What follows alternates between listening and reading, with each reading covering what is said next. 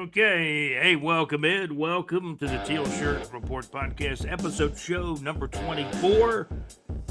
Still, we're digesting this draft. And I guess the thoughts from, different publications, different organizations, websites, networks. The jury is still out. As you know, our executive producer's JC, man, he had a great show on his Thursday night show, live from the pub with JC at LakeUpAllHits.com. Great internet radio where it's all good.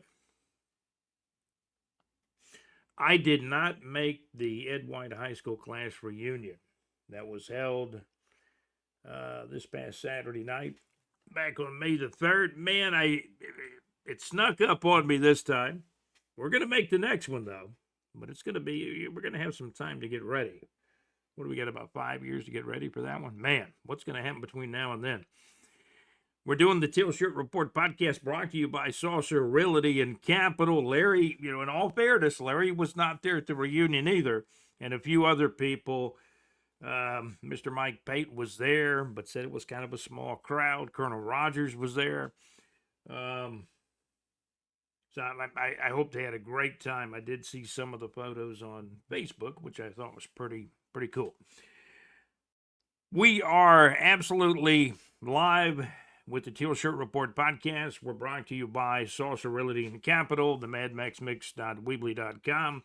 Max has a great show on Wednesday nights, and JC's show is fantastic also on Thursday nights, live from the pub with JC. At LakeUpAllHits.com, great internet radio. The cool thing about the internet radio, what I call the internet radio food court on our website and at the Neighbors, in the Neighbors 2 section at BigJReport.com, check it out. Go to BigJReport.com. You'll find links to our advertisers like Saucer Realty and Capital for your real estate needs in North Florida and surrounding areas. And, Larry sells homes in Gainesville, Jacksonville, Lake City, Live Oak, and surrounding areas, and even a little bit south of that North Florida line as well. Saucer Realty and Capital. And the link is on our website, on our homepage at bigjreport.com. In the midst of the weather reports, I'm looking out the window, sunny and breezy, partly cloudy skies, supposed to roll back in on this Sunday, and about a 50% chance of rain. High temperatures on Sunday, May the 4th, in North Florida, here in Duval. We are supposed to get up to 85, which is not too bad. Lows at night around 62. You see my city in the background. We'll talk about the draft. Not everyone is enamored with the Jaguars draft.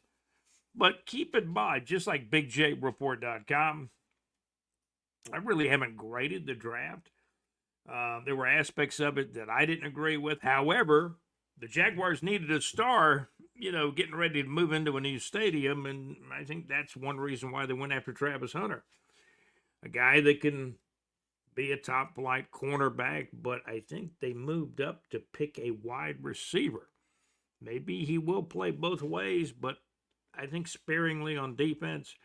Our executive producer said, hey, if he gets out there during training camp and he doesn't look quite right at wide receiver, they'll have no choice but to play him at defensive back, cornerback, on the defensive side of the ball. I had another guy tell me, he said, I think he might be too small to play cornerback.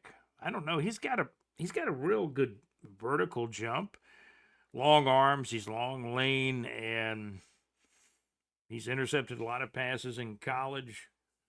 I think when you move up from 5 to 2, you're going after probably a quarterback, but in this case, a guy that can maybe be a number 1 or number 1B wide receiver, along with, Brian Thomas Jr. So that's what you're looking at. The pressure's on Trevor. He's got a couple of young weapons. I mean, Brian Thomas Jr., he's just going into his second year, but he got over 1,200 yards receiving last year. Are there enough footballs to go around to both Brian Thomas Jr. and Travis Hunter? Well, I would love to see the Jags win games 35-30, and with a couple of star wide receivers, and if you can get the offensive line right and the running game create a little bit of balance, I think the Jaguars could be more of an offensive, man, could I even say juggernaut? That's what we've hoped for in the past. I mean, Travis Etienne, still should be the top running back, though he's moving into his fifth year. And most likely he won't re-sign with Jacksonville, but this is a contract year for him to play one more year in Jacksonville. Unless he's traded or the Jags move on from him, I think he plays. Tank Bigsby. Tank is moving into his third year guy out of Auburn. So those are your top two backs. The Jags did draft a couple of running backs. They got the undrafted free agents and whatnot. I was doing some research about arena indoor football, and the Columbus, Georgia Lions have been kind of like the Jacksonville Sharks. They've moved around to different leagues. Columbus is actually playing in the league now. They're back in the NAL, National Arena League. The Sharks play in the IFL. The last game Columbus, Georgia Lions played in, then they had a bye week. The Columbus, Georgia Lions got beat by the Colorado Spartans 42-38.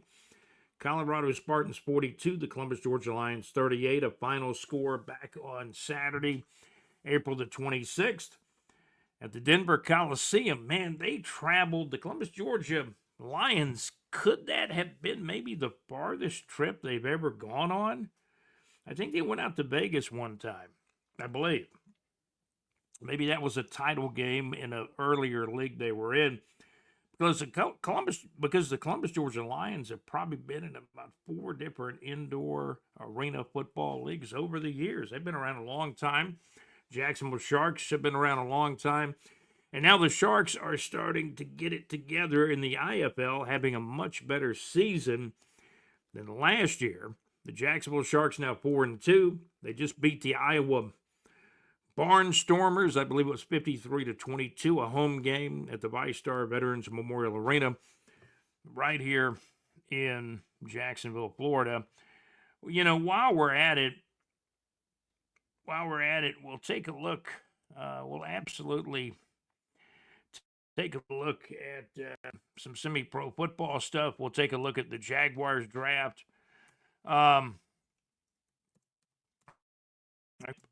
Samuels plays in the APDFL Semi-Pro Football League. He's a good guy, too. And very good defensive player. He was involved in a 9-6 game. And there was rain off and on in Mobile, Alabama in that one. Let me see if I can absolutely find some scores here for semi-pro football. We gave you... Now, this Columbus, Georgia Lions game was played back on Saturday, April the 26th at the Denver, Colorado Coliseum. Colorado Spartans 42, the Columbus, Georgia Lions 38. We've got to add that to our website, by the way. But we've got some other scores to give you, too. Our friend Champ Samuels plays, and he used to play in the EAFL for the Georgia Cobras, the strong Georgia Cobras, and he won a title with them. But the latest in semi-pro football in the world, in the underworld of semi-pro football in 2025 now, arena, indoor, and outdoor football. Hey, this year, edge rusher Ellis Smith, who just recently turned 38 years old, is playing for the Tarpon Springs Pirates of the AAA EAFL League. That's a huge, that might be the best semi-pro football league of them all in the nation. Some semi-pro football scores: Tarpon Springs, Florida Pirates 48, the Palm Beach, Florida Capos nothing, a final in the EAFL. So a big blowout win for Ellis Smith, edge rusher Ellis Smith and his team. Ellis Smith has been around, man. He's played for the Southern Steam. He played for the Orlando Entry in the National Arena League a few years ago, the Orlando team. He's played on a lot of different indoor, arena, and semi-pro outdoor football teams. And the Tarpon Springs, Florida Pirates, who Ellis Smith is a part of now. Tarpon Springs, Florida Pirates 48. Palm Beach, Florida Capos nothing in the EAFL. Also, the Columbus, Georgia Storm 9. Port City Vikings 6, a final on Saturday, May the 30th in the rain. May the 3rd, I should say. That's Saturday, May the 3rd of 2025 in Mobile, Alabama in the APDFL. Champ Samuels told me it was kind of a rainy night, and his team got beat 9-6. The Columbus, Georgia Storm, they've been around in the semi-pro outdoor football leagues for years. Columbus, Georgia Storm 9, the Port City Vikings near the Mobile area 6. The game was played in Mobile. And again, that was the Columbus, Georgia Storm 9, Port City 6, a final on Saturday, May the 3rd of 2025 in Mobile, Alabama in the APDFL. Also, some more action in the EAFL, the Georgia Cobras. Most of those guys are out of Thomasville. Georgia Cobras 34. The Georgia Jaguars 8, a final. The Georgia Jaguars are from in and around the Snellville, Georgia area, I believe. And in the IFL, Arena Indoor Football League, IFL is a great league. The Sharks are starting to get it now. They've got a much better roster than last year. And this is a competitive league, but the Sharks ran into maybe an inferior team at home this time. Jacksonville Sharks 53, the Iowa Barnstormers 22, the final. That's a team that Kurt Warner played for years and years ago. Before he went to the NFL, played for the Rams, and he's actually ended up in the Pro Football Hall of Fame, but he kind of started in the semi-pro ranks, or the arena indoor ranks, if you will, with the Iowa Barnstormers many, many moons ago. So the Iowa Barnstormers have been around for years. The Jacksonville Sharks 53, the Iowa Barnstormers 22, a final on Saturday, May the 3rd of 2025. The Jacksonville Sharks are now 4-2 in the IFL. Big improvement over last year's team, which was their first year in the IFL. Although the Jacksonville Sharks have been in many, many leagues, the National Arena League, the Big Arena League, now the IFL, and the Jacksonville Sharks have won championships over the years as well, as you know. Semi-pro football from a few days back. The Macon Rampage 28, the Duval Raiders 19, a final score in Macon, Georgia in the EAFL on Saturday, April the 26th of 2025. Here's an EAFL game, the Georgia Cobras 26 and Jacksonville Blackhawks 6, a final on Saturday night, April the 26th. This is going back a few days. And again, the Colorado Spartans in Denver at the Denver Coliseum played a close one, but beat the Columbus, Georgia Lions. This is in the National Arena League. The Colorado Spartans 42, the Columbus, Georgia Lions 38, the final score. So that's some of the latest on the Columbus, Georgia Lions, Jacksonville Sharks, some of the other semi-pro football teams. And, I wanted to... let's see. I actually wanted to see if we could find some standings out on the Columbus, Georgia Lions team. Let's see some news. My goodness, it's a little. I was really amazed when I did some research on Columbus playing now. Their next game will be against the Shreveport Rougarous.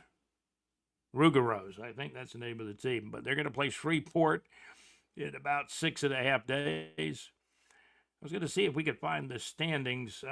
It looks like the Columbus, Georgia Lions are now 2-3. The Beaumont Renegades are 5-0 in the National Arena League. Columbus, Georgia Lions are 2-3. The Shreveport team, let me see, they are 2-3 as well. So those are some of the teams in the National Arena League. Actually, the top 3 teams in the National Arena League at this juncture. So the Columbus, Georgia Lions are actually 2-3 after their disappointing loss in Colorado against the Colorado Spartans. Colorado Spartans 42, Columbus, Georgia Lions 38. The final score. Okay, I think our screen got frozen. Sometimes I move around, the screen will get frozen a little bit. Let's take a look at the. I wanted to take a look at some of the draft stuff. Jacksonville Jaguars, of course. 2025 draft ended up in late April. Now we're into May. But you take a look at how it kind of came down, and not everybody is excited about the Jacksonville Jaguars draft, right? Not everybody's thinking, hey, these are the picks the Jags have made. Some people like them, and not all the players will pan out. Some will be good draft picks. Some will be disappointing, would be my guess. When you have that many picks, the Jags have had a lot of draft picks, including, Travis Hunter, who the Jags traded up to get at number 2. That's exactly right. So, and then I found some folks that think, I did find one site that said they thought the Jags draft was disappointing. I don't know how you can say that, but it went a different way. I mean, it absolutely went a different way. The Jags have signed some free agents that could be pretty good players. The Jags did pick up some defensive linemen where they really didn't grab defensive tackles or defensive linemen, in the draft. So they got some guys. Obviously, you got to fill the holes with, free agency. And the draft was amazing to me as the Jags traded up. Got Mr. Obviously, Travis Hunter as well. And then they got, a defensive back, an offensive line. They got the offensive lineman who was the Big 12 Offensive Lineman of the Year. As most of you know by now. By the way, we're brought to you by Saucer Realty and Capital, the MadMaxMix.weebly.com, and by MadMaxMix.weebly.com, LakeyFallHits.com, and JC's Live from the Pub Show on Thursday nights. Undrafted free agents. This is the 2025 undrafted rookie class for the Jacksonville Jaguars. Chandler Brayboy, wide receiver out of Elon. Cam Camper, wide receiver out of Boise State. Defensive lineman James Carpenter out of Indiana. Branson Combs, linebacker out of Wake Forest. John Copenhaver, tight end out of North Carolina. Etan Downs, defensive lineman out of Oklahoma. BJ the second, defensive lineman. BJ Green the second, I should say. BJ Green the second, defensive lineman out of Colorado. The Jags did sign an undrafted quarterback, Seth Hannigan, quarterback out of Memphis. Patrick Herbert, who is actually, I understand, the brother of the quarterback of the Chargers, Herbert. The Jaguars signed Patrick Herbert, tight end out of Oregon. Jaquindon Jackson, running back out of Arkansas. J.J. Jones, wide receiver out of North Carolina. Eli Mostert, defensive lineman out of North Dakota State, I believe. Jabbar Muhammad, defensive back out of Oregon. Eli Penkel, wide receiver out of Duke.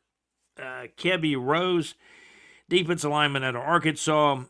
Cameron Silman, that's Cameron Silman Craig, a safety out of Colorado. Danico Slaughter, defensive back out of Arkansas. Danny Stigo, defensive lineman out of Minnesota. Aiden White, defensive back out of North Carolina State. And Saul Wormley, offensive lineman out of Penn State. The undrafted guys, really don't mean a whole lot to me. When you start to see them in training camp, and even preseason games, because they got 88 players on the roster, and I think they can add maybe 2 more to get up to 90.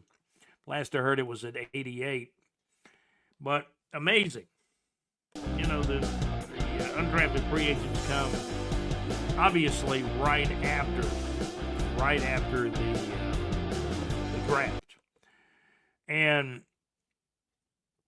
we do want to check more on the draft choices, the undrafted choices for the Jacksonville Jaguars. We just did that, the undrafted free agents. LaQuentin Allen Jr., Jaguars picked him number 236th overall in the 2025 draft. I believe he was their last choice in the 7th round, I believe. And there's a lot of people saying, hey, he might have been a steal in the draft. And the offensive lineman, out of West Virginia, the same thing, is being said too. You get a lot of A's across the board for the Jaguars draft. However, then you run up on some rogue sites and rogue networks that talk bad about the draft. It all comes down to wins and losses. It really does. So when you take a look at the draft class, it's very interesting. It's very interesting to me.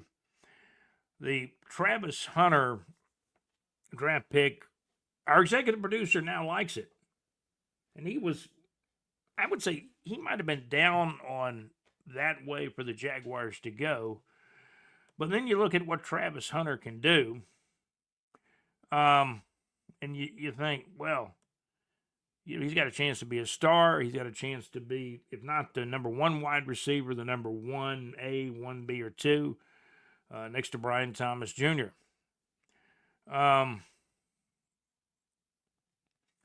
The draft is an interesting thing. Let's see if I can pull up some more draft information here. Let's take a look. Jacksonville Jaguars 2025 draft. As we know, Gladstone traded the Jags second round pick, traded a couple other picks, including the first round pick for 2026. So yeah, it's a crapshoot. It's a gamble. And here we go. These are the actual draft picks. And when I count them up, they did trade up some. They traded back at times, and they ended up with 9 players. Round 1, number 2 overall, the wide receiver / cornerback out of Colorado. Round 3, Caleb Ransaw, defensive back out of Tulane. Round 3 at number 89. The very next pick after Ransaw was Wyatt Millam, offensive lineman out of West Virginia. In the 4th round, the Jags did grab a couple of guys. They got the 104 pick via Cleveland, and that was part of the Travis Hunter trade where the Jags could move up and move back, and you had to spend some draft capital to go from 5 to 2. But was it too much? Was it actually too much? Time will tell. Time will absolutely tell on something like that. And my internet's been a little goofy on this podcast, so we're going to try to get through things. I think the screen froze up, and I apologize for that. Caleb Ransaw was a round 3 pick at number 88 overall. Then you have a guy that a lot of people are excited about, Wyatt Millam, offensive lineman out of West Virginia, who played, I know his last year or two, he played offensive tackle. I believe he played some guard also in his early days at West Virginia. But either way, this guy was the Big 12 offensive lineman of the year. Man, beautiful sunshine, but we got a 50% chance of rain today. Round 3, 89 overall, Wyatt Millam, offensive lineman out of West Virginia, played offensive tackle last year, but looks like in the NFL he's going to move to guard. He's projected to be a guard in the NFL, and that would include the Jacksonville Jaguars. They'll shuffle everybody around, and during training camp, Wyatt Millam will earn a starting spot, or he will not. But he will be on the roster. I don't believe there's any doubt about that. And I think he's the type of guy that's going to come to play. So round 3, pick number 88 for the Jacksonville Jaguars, Caleb Ransaw, defensive back out of Tulane, a fast guy, runs a 4.3 40. Round 3 at 89, the very next pick, Wyatt Millum, offensive lineman out of West Virginia, predicted to be a guard for the Jacksonville Jaguars. He will either start or, man, he'll be a guy that'll come in quickly. NFL training camp is going to be interesting and full of competition. Round 4, you've got Blaishaw Tootin, running back out of Virginia Tech, who might be one of the top couple of speed guys at running back in the NFL draft. Blaishaw Tootin, running back out of Virginia Tech. Jack Kaiser, linebacker out of Notre Dame, picked in the 4th round at 107. He is projected, I think, to be a special teams player, and he could move from linebacker possibly to safety. Jags did not have a pick in round 5, but they had 2 picks in round 6. Jalen McLeod, edge rusher out of Auburn.